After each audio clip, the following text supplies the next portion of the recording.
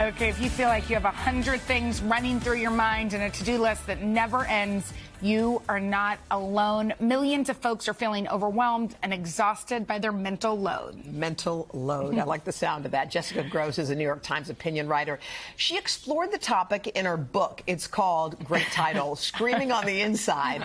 And also with us are Lanier Dalencourt and Jamie Banks. They're moms who know that feeling all too well. Okay, we're going to talk to everybody in just a moment, but first, take a look. It's all the other stuff in the background that you're constantly thinking of. Doctor's appointments, what we're going to eat, when we're going to eat it. The mental load is the interior planning and forward thinking every second of the day. Hi, I'm Jamie.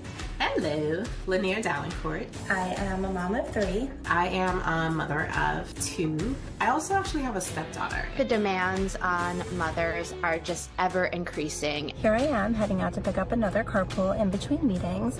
I'm sitting here running through my to-do list. Every day there's some new obligation. All I do is think about what needs to get done, and no one else is thinking about what needs to get done but me. There's 14 different spirit weeks. Your kids have more after-school activities. This is the unseen labor that is draining. It's all the things I have to think about constantly. I can't keep track of everything, to be honest with you. There's more coordination. There's more advanced planning needed. I have about 5 birthday parties and have not bought one single present. I have to swing by the pediatrician to pick up the preschool forms, and then I need to race back to meet the laundry repairman. I got 3 emails today that I'm overdue to sign up for tennis. We feel like we're going to be blamed if anything goes wrong. The existence of the mental load is not the woman's fault. I do feel like I'm losing it. I break down sometimes. Can somebody help me? We need help. We need some support here. There's too much for one parent to do. There's too much for 2 parents to do. When I try to offload things to him,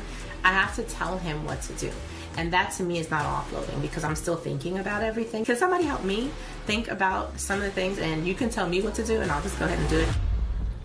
Oh, okay. You're hitting all the right notes here. We're all feeling it. Jessica, it's so good to see you. Ladies, good to see you. So, Jessica, I feel like I wonder about our mothers and if they felt what we're feeling. Is this something that is kind of relevant to moms now, or is this just something that they knew how to deal with better than we do? I think they felt it. I think it has only increased. I think the amount of time mothers spend with children has increased exponentially since the 70s. And just this week, I'm thinking about my life where both my children have gone back to school. They go to 2 different schools. There's 2 entirely different app systems that I need to be logged into. And I am getting 16 communications a day, and I need to keep track of, oh, the curriculum night is the 28th, but I have a work conflict the 28th. Right, and all that. It's just an endless churn. And I do think that is unique. That's new to today. Yeah, it's so interesting, but like what, you've been studying this for a decade. Does it get worse and worse over the last 10 years? Because I actually feel more stressed now than I did with 2 babies, and they were doing similar things. Like, I actually think for me, it's gotten more intense. I do think that's an age of child thing, because when they're babies, when they're toddlers, you know where they are every minute. There's just not that much to do. They're in daycare, they're at home. I do think with the age of child, the obligations increase. I honestly just don't think it could get much worse than it is. Your girls are older. They're middle school and high school, right? Middle school and high school. Okay, so do you feel like, if you're comparing now to what it was when they were in elementary school, do you have more or less to think about? I would say it's more. So in my opinion, I feel like, you know, when they were little, it was easier, right? It was more physically demanding in the sense that if they're having trouble, you pick them up and you put them somewhere else, right? And you take them out of trouble. You can't do that now. Like, you have to psychologically speak to them and hope that they will get it. And in addition to that, they're in so much more. You have to get them from point A to B, back to A, over to C. It's just a lot. It's a lot. Jamie, you talk a lot about drop-offs, which, I mean, drop-offs are really hard. The carpool line is not my favorite place to be, and you actually left your work, started your own business so that you would have more time. How did that work? Not only do I not have have more time, but my children can physically see me not spending time with them now. So before I used to be in an office somewhere that they didn't know, but now they're like, play with us. Why can't you play with us? Why can't you hang out with us? And I'm like, I know it doesn't look like it, but I'm working. We want to get to the point we are going to have solutions for everybody, but I do think it's important to figure out like where we are emotionally in this moment. Your book on the Screaming on the Inside kind of addresses all of that, how we're feeling and how women are dealing with this kind of anxiety. So they're feeling exhausted and overwhelmed. How are they dealing with anxiety? Not well. I think that many people feel that they are just at a breaking point. And one thing I did see during the past 3 years is more people moving near family. Because to help, families were not meant to be raised just by one parent, just by two parents. You need a village. It's a cliche, but it's one that is absolutely true. And so I'm seeing people rely more on their communities, asking friends for help, just reaching out because there's just no way. Are you guys all type A personalities? Yeah. You are? I definitely would say so. I wonder if it's unique, because I think we kind of are too when it comes to I wonder if this kind of feeling is unique to type A people who have to get everything done, or if it's something that affects others. So funny about that. I think that's where that list comes in, right? Like, we were talking and I was thinking to myself, well, I never really get rid of everything on my list, but if I don't, I feel empty. Like I feel like I haven't finished. I failed. I got more to do. Are there any things that the two of you have found that kind of help relieve some of the stress? I've tried time blocking before, where like I try to set myself up for success in the morning and say, these are the things I have to get done. These are the things I've committed to the kids that I'm going to do with them. And these are the things that I can ask for help with. But it doesn't go as well as I ever wanted to go, and then it makes me feel even worse. So you've got good intentions in the beginning. The day starts off well. Okay, should we get some solutions? Yes, please. We'll do it after the break. We've got advice from a psychologist on how to cope with feeling overwhelmed. That's next. Wow. I mean, back now with more of our conversation about quieting the constant worry in our minds over what can feel like an endless to-do list. And we've got somebody here that can help. Indeed we do. Anne-Louise Lockhart. She's a pediatric psychologist, a parent coach. Also back with us are the moms we met before the break, author Jessica Grose, Lanier Dalencourt, and Jamie Banks. It's good to see you guys. Anne-Louise, I think we need help. We need help. We've established that in the first segment.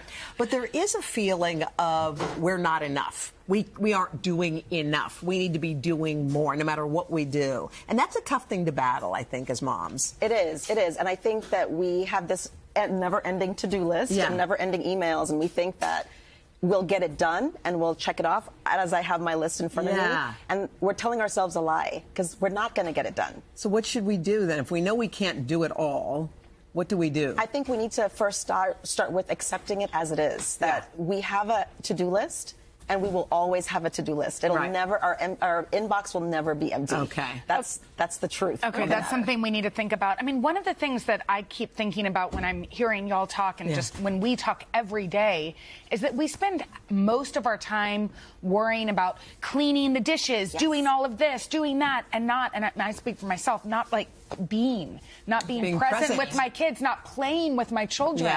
And can they feel that? Yes. And I think that's where, Jenna, we have to avoid those global statements that we have to get it all done. We have to go to all the meetings and do all the laundry and all the dishes. For me, I see it as I'm going to do this one load of laundry. I'm going to do these set of dishes. I'm going to clean my desk. And so not doing like all of it. Clean the whole house or organize before school. Those broad statements. Exactly. Yeah, I do think it is one of those things you were talking about. We all feel like we need to be able to do more. But how do we as moms realize, like, number one, to live in the moment? Because that's what we keep talking about. And also, like, are we upset about how other people are judging us? Or are we upset about we can't do? Like, what's the nut? What's the root of it? So I think we have to remember that we can't stay on this hamster wheel of doing all the things all the time, because that's not setting a good example for our kids. How so? Right? What do you mean? Well, because if they are always seeing that mom is the one that does all the things all the time and never stops, never quits, and never does things for herself or takes care of herself, what kind of example is that setting for them? That we work until we burn out, and that we're always doing the side hustle, we're always doing the work all the time. I don't think that's a really good example for our kids. Okay, well, what do y'all think, mom experts, I agree. I now that my older daughter is 11, I give her more responsibility. I think we are all in this family community, and we all need to help each other out. The idea that it's just one parent's responsibility or both parents even. We all have our roles to play, and I think that's really important to teach the kids. It's so true. I mean, Mila's putting the kids to bed tonight.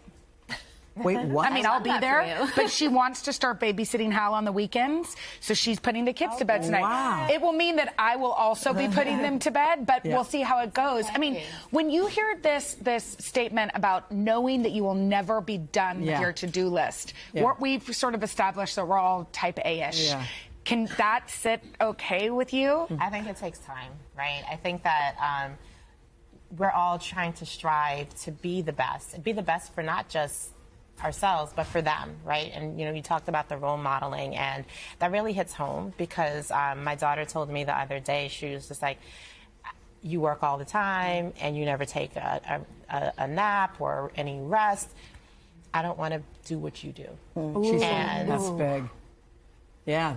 I don't want that for you either, honey. Yeah. Oh, that's so sweet. By the way, Chills. Jamie, what do you think about some of this advice? Do you think it's applicable to you? Yeah, I mean, definitely. Someone told me the other day, like, you're not choosing the right things that you get credit for. So, like, to your point, like, my kids could care less if I do the dishes or if there's toys everywhere. But they, like, it really is important to them if I just, without distractions, play Legos for an hour. Yeah. And that would be hour? the well, I don't know. Wow. Girl, See, there I go. I think let's do it for 15 minutes, y'all. Let's start at the 15-minute increment. Legos for an hour. There's patience.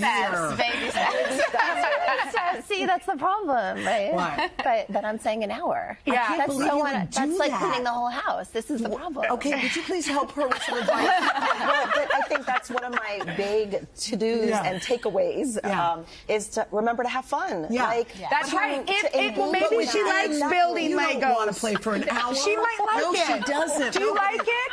I mean, for 15 minutes, I might. Yeah, okay. Yeah. But I like playing Uno. But boundaries are important for kids. They like boundaries. Yes, but you know, one of the things that I think is really key is to look at what do I value as a parent? Do I value nature? Do I value entertainment? Totally. Do I value humor? Something that you And value. also, engage in what that. about as a woman? Yes. What about as a person, Yes. as opposed as a parent? Because I don't know that any of us are doing what we like without our kids. You know, you said to go out in nature, to take walks, to do things that fill you up. Yeah, whatever. And the playing with the Legos doesn't have to be literally the whole hour. It could be 15 minutes where you're directly playing with them and 20 minutes where you're observing them and just commenting on their play. But she'll be like, Mom, come on. Yeah. Mom. Why aren't you playing with us? You're so boring, Mom.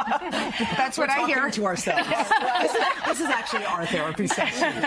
Well, thank you so much. Guys, We could go on and on. on. We really appreciate it. Thank you so much. You can check out Jessica's book. You got to. It's called Screaming on the Inside. It's at today.com/books. That's so fascinating.